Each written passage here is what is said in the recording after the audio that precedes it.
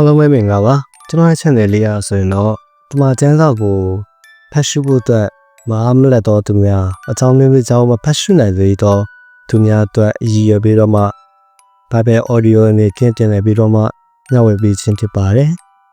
ဒီနေ့မှာတော့ကပ္ပဦးကျန်းခန်းကြီးတစ်အကြောင်းကိုဖတ်ပြပေးတော့မှာပဲဖြစ်ပါတယ်ကပ္ပဦးကျန်းခန်းကြီးတစ်အစအဦး၌ဖျားတကယ်သည်ကောင်းကင်နေမြေကြီးကိုဖတ်ဆင်းတော်မူ၏မြေကြီးသည်အစင်းတရံမရှိလွတ်လပ်ဟာဖြစ်၏နည်းနည်းရာအရက်ကိုမှောင်မိုက်ဖုံးလွှဲ၍ဖျားတကယ်၏ဝိညာဉ်တော်သည်ရေမျက်နှာပြင်ပေါ်မှလှုပ်ရှားတော်မူ၏ဖျားတကယ်ကလည်းအလင်းဖြစ်စေဟုအမိန့်တော်ရှိ၍အလင်းဖြစ်လေ၏ထိုလင်းကောင်းသည်ကိုဖျားတကယ်မြင်၍အလင်းနှင့်မှောင်မိုက်ကိုပိုင်းခြားခွဲခြားတော်မူ၏အလင်းကိုနေဟုသောအမည်ဖြင့်၎င်းမှောင်မိုက်ကိုညဟုသောအမည်ဖြင့်၎င်း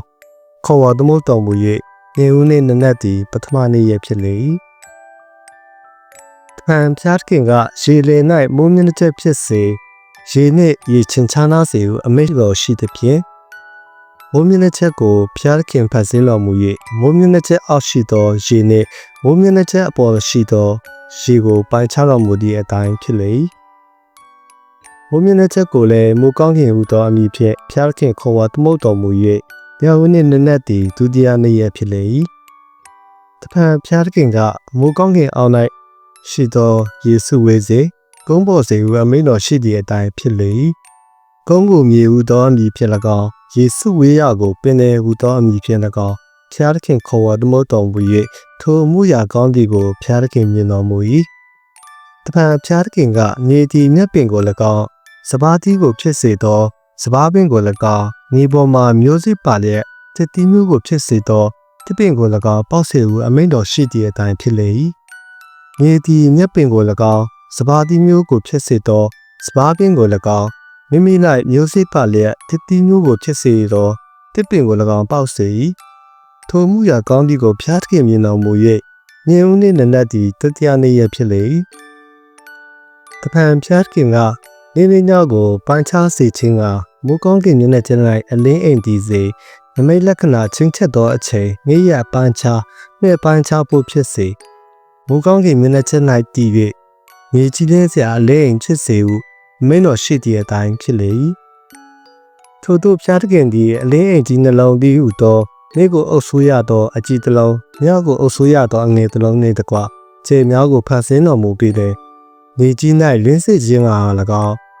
နေနေညကိုအုပ်ဆိုး၍အလင်းနှင့်အမောင်ကိုပိုင်းခြားစေခြင်းက၎င်းမိုးကောင်းကင်မျက်နှာချက်၌ဖျားခင်ထားတော်မူ၏ထိုမှုရာကောင်းသည်ကိုဖျားခင်မြင်တော်မူ၍ညဦးနှင့်နနက်သည်စရုထာနေရဖြစ်လေ၏တပံဖျားခင်ကအသက်ရှင်၍လှုပ်ရှားတတ်သောတိရစ္ဆာန်တို့ကိုရေတီများပြားစွာပေါက်ပွားစေရတ်တို့လည်းမြေပေါ်မိုးကောင်းကင်မျက်နှာချက်ကင်ဝဲဝဲပြန့်စေဟုအမိန့်တော်ရှိ၏ထို့သောလင်ရေသည်တိရစ္ဆာန်မျိုးအစားအလိုက်များစွာပေါက်ပွား၍နာကြီးအစားရှိသောအသက်ရှင်၍လှုပ်ရှားတတ်သောတိရစ္ဆာန်အပေါင်းတို့ကို၎င်းပြန်သက်သောငှက်မျိုးအပေါင်းတို့ကို၎င်းဖျားခင်ဖန်ဆင်း၍ထိုမှုရာကောင်းသည်ကိုမြင်တော်မူ၏ဖျားခင်ကလည်းများပြားစွာပေါက်ပွားကြလော့ပင်လေရေများကိုပြည့်စေကြလော့ငှက်တို့သည်မြေပေါ်၌များပြားစေတည်းဟုထိုတိရစ္ဆာန်တို့ကိုကောင်းချီးပေးတော်မူ၍ဟေဦးနှင့်နနက်သည်ပြင်စမနေရဖြစ်လေ၏တဖန်ဖျားခင်ကမြေသည်အသက်ရှင်သောတရဝမျိုးတည်းဟုသောတားရင်တို့ကို၎င်းတောသွားတတ်သောတိရစ္ဆာန်တို့ကို၎င်းတားရဲမျိုးတို့ကို၎င်းပေါက်ပွားစေဟုအမိန့်တော်ရှိသည့်အတိုင်းဖြစ်လေ၏ထို့သောဖျားခင်သည်တားရဲမျိုးတားရင်မျိုးမြေပေါ်မှတောသွားတတ်သောတိရစ္ဆာန်မျိုးအပေါင်းတို့ကိုဖန်ဆင်း၍ထိုမှုရာကောင်းသည်ကိုမြင်တော်မူ၏တဖန်ဖျားခင်ကငါတို့ပုံသဏ္ဍာန်နှင့်အညီသဏ္ဍာန်နှင့်လူကိုဖန်ဆင်းကြစို့ထိုသည်ပင်တဲ့ငါတို့ကို၎င်းမိုးကောင်းကင်ငှက်တို့ကို၎င်းတားရင်တို့ကို၎င်းမြေပြင်လုံးနှင့်တကွမြေပေါ်မှတောတတ်သောတိရစ္ဆာန်ပေါင်းတို့ကို၎င်းအုပ်ဆိုးစေဟုအမိန့်တော်ရှိ၏ထို့သို့ဖျားခင်သည်မိမိပုံသဏ္ဍာန်နှင့်အညီလူကိုဖန်ဆင်းတော်မူ၏ဖျားခင်၏ပုံသဏ္ဍာန်နှင့်အညီဒီယောက်ျားလူမိန်းမကိုဖန်ဆင်းပြီးလေအချင်းတို့ငါပြားစွာမွေးဖွားကြလော့မြေကြီးကိုပြည့်စေ၍နိုင်ကြလော့ပင်လေငါတို့ကို၎င်းမိုးကောင်းကင်ငှက်တို့ကို၎င်းအသက်ရှင်၍မြေပေါ်မှ လှုပ်ရှားတတ်သောတိရစ္ဆာန်အပေါင်းတို့ကို၎င်းအုပ်စုကြလုံးမိန်တော်မူ၍သူတို့ကိုကောင်းချီးပေးတော်မူ၏ဖျားသခင်ကလည်းကြည့်ရှုလောမြေပြင်လုံး၌စပါးတီးကိုဖြစ်စေသောစပါးပင်အမျိုးမျိုးတို့ကို၎င်းမျိုးစေ့ကိုဖြစ်စေသောအတီးနှင့်ပြည့်စုံသောတစ်ပင်အမျိုးမျိုးတို့ကို၎င်းတင်တို့စားစရာဖို့ငါပေး၏မြေသားမိုးကောင်းကင်ငှက်အသက်ရှင်၍မြေပေါ်မှတွားတတ်သောတိရစ္ဆာန်အပေါင်းတို့ကိုစားစရာဖို့လက်ပင်အမျိုးမျိုးတို့ကိုငါပေးမည်ဟုမိန့်တော်မူသည့်အတိုင်းဖြစ်လေ၏